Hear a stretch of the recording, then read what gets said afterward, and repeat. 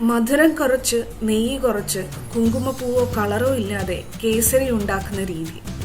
ഇന്ത്യയിലെ പല സംസ്ഥാനങ്ങളിലും അമ്പലങ്ങളിൽ പ്രസാദമായി കേസരി കിട്ടുന്നത് ഇങ്ങനെയാണ്. മധുരവും നെയ്യൊക്കെ കുറച്ചാലും ഇതിന് അപാര ടേസ്റ്റാണ്. ഡയബറ്റിക് പേഷ്യൻസിനും പേടി കൂടാതെ കഴിക്കാം. ഇതിലാകെ കുറച്ച് ഇൻഗ്രീഡിയൻസേ ഉള്ളൂ. അതെന്തൊക്കെയാണെന്ന് നോക്കാം. ഇതിലെ ഏറ്റവും പ്രധാനപ്പെട്ട ഇൻഗ്രീഡിയൻ്റ് എന്ന് പറഞ്ഞു കഴിഞ്ഞാൽ ബ്രോക്കൺ വീറ്റാണ്, നുറുക്ക് ഗോതമ്പ്. വളരെ നൈസായിട്ടുള്ള നുറുക്കാണ് കേട്ടോ. അത് 1 കപ്പ് എടുത്തിട്ടുണ്ട്.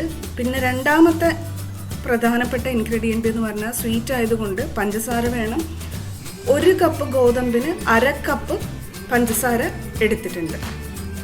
സാധാരണ കേസരിക്ക് 1 കപ്പ് റവയ്ക്കോ ഗോതമ്പ് നുറുക്കിനോ 1 കപ്പ് തന്നെ പഞ്ചസാര എടുക്കാറുണ്ട്. അല്ലെങ്കിൽ 1/4 കപ്പിന് മുകളിൽ പഞ്ചസാര എടുക്കാറുണ്ട്. ഇവിടെ നമ്മൾ 1/2 കപ്പ് മാത്രമേ എടുക്കുന്നുള്ളൂ. ഇനി കുങ്കുമപ്പൂവിന് പകരം നമ്മളിവിടെ എടുക്കുന്നത് നമ്മുടെ സ്വന്തം മഞ്ഞൾപ്പൊടിയാണ്. ഇനി കുറച്ച് അണ്ടിപ്പരിപ്പും കിഷ്മിഷും രണ്ടും 20 ഗ്രാം വീതം ഞാൻ എടുത്തിട്ടുണ്ട്. നിങ്ങൾക്ക് അതിൽ കൂടുതൽ വേണമെങ്കിൽ എടുക്കാം. പിന്നെ കുറച്ച് ഏലക്കാപ്പൊടി 1/4 ടീസ്പൂണോളം മതി. ഗോതമ്പിൻ്റെ തരി എത്രയുണ്ടെന്ന് കാണണ്ടേ? വളരെ നൈസായിട്ടുള്ള തരിയാണ്. ഇതാ കണ്ടോ? ഈ ഒരു കേസരിക്ക് ഇതിൻ്റെ നെക്സ്റ്റ് ലെവൽ തരി വേണമെങ്കിലും എടുക്കാം, കുഴപ്പമില്ല. മറ്റൊരു പ്രധാനപ്പെട്ട ഇൻഗ്രീഡിയൻ്റ് ആണ് നെയ്യ്.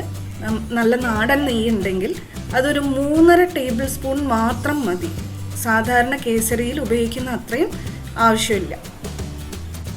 ഞാനൊരു പാൻ മീഡിയം ഫ്ലെയിമിൽ വെച്ചിട്ടുണ്ടായിരുന്നു. ചൂടായപ്പോൾ അതിലേക്ക് 2 ടീസ്പൂൺ നെയ്യ് ഒഴിച്ചു കൊടുത്തിട്ടുണ്ട്.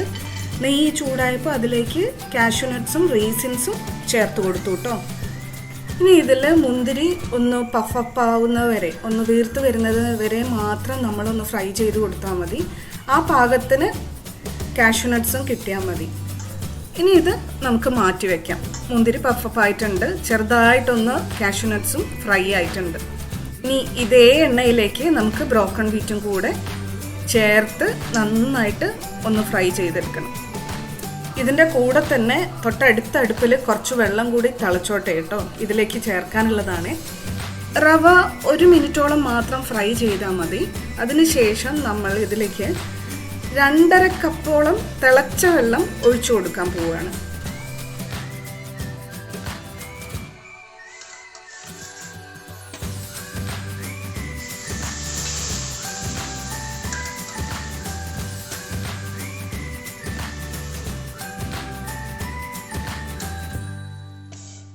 സൂക്ഷിക്കുക, തിളച്ച വെള്ളം ഒഴിച്ചു കൊടുത്ത് പെട്ടെന്ന് തന്നെ ഇളക്കുക കേട്ടോ. കാരണം എന്താണെന്ന് വെച്ചാൽ റവ പെട്ടെന്ന് തന്നെ ചൂടുവെള്ളം ആയതുകൊണ്ട് തന്നെ പെട്ടെന്ന് സോക്കപ്പ് ആവും. അപ്പോൾ അടിക്ക് പിടിക്കാനുള്ള സാധ്യതയുണ്ട്. വളരെ പെട്ടെന്ന് തന്നെ ഇളക്കി കൊടുക്കുക കേട്ടോ.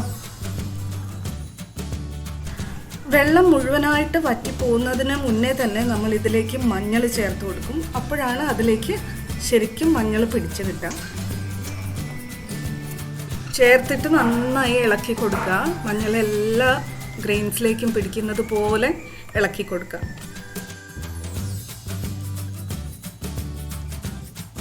ഇതൊക്കെ കണ്ടോ? ഇപ്പം എല്ലാ ഗ്രെയിൻസിലേക്കും മഞ്ഞൾ നന്നായിട്ട് പിടിച്ചിട്ടുണ്ട്. ഇതൊന്നുകൂടി എൻഹാൻസ് ആവും. നമ്മൾ പഞ്ചസാരയും കൂടി ചേർത്ത് ഇളക്കുമ്പോൾ ഒരു നല്ലൊരു ഗ്ലേസിങ് ഒക്കെ വരും.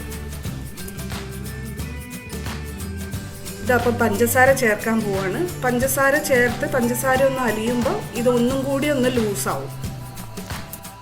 ആ അലിഞ്ഞ പഞ്ചസാരയുടെ ചൂടും അതിൻ്റെ ഗ്ലേസിങ്ങും എല്ലാം കിട്ടി ഗ്രെയിൻസിലെല്ലാം നല്ലോണം മധുരം പിടിച്ച് നല്ലൊരു തിളക്കമൊക്കെ വരും. ഇപ്പം നമ്മുടെ ആ കേസരിക്ക് ആ കളറും ഒന്ന് നല്ലതായിട്ട് എൻഹാൻസ് ആവും.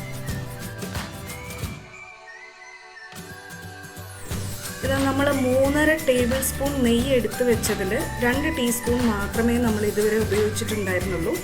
ബാക്കിയുള്ള നെയ്യും കൂടെ ഇതിൻ്റെ കൂടെ ഒഴിച്ചു കൊടുക്കുകയാണ് കേട്ടോ. നെയ്യും കൂടെ ചേർത്ത് നന്നായിട്ട് ഇളക്കി കൊടുക്കുക.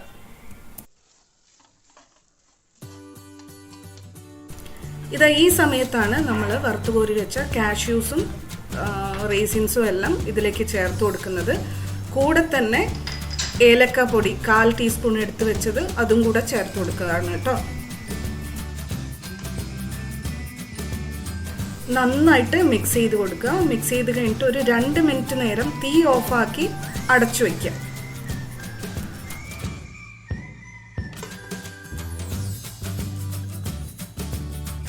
മനം മടുപ്പിക്കുന്ന മധുരമില്ലാത്ത കേസരി ബാത്ത്. നെയ്യ് കുറച്ച്, മധുരം കുറച്ച്, കുങ്കുമപ്പൂവില്ലാതെ, കളറില്ലാതെ ഉണ്ടാക്കുന്ന കേസരി ബാത്ത്. ഇത് വീട്ടിലുണ്ടാക്കുമ്പോൾ എന്നെയും കൂടെ വിളിക്കണേ. ആദ്യമായിട്ട് കാണുന്നവരാണെങ്കിൽ സബ്സ്ക്രൈബ് ചെയ്യാൻ മറക്കരുത്. ലൈക്ക്, കമൻറ്റ്, ഷെയർ എല്ലാം വേണം. നിങ്ങളുടെ സപ്പോർട്ട് വേണം. വേറൊന്നുമില്ല. Love you all.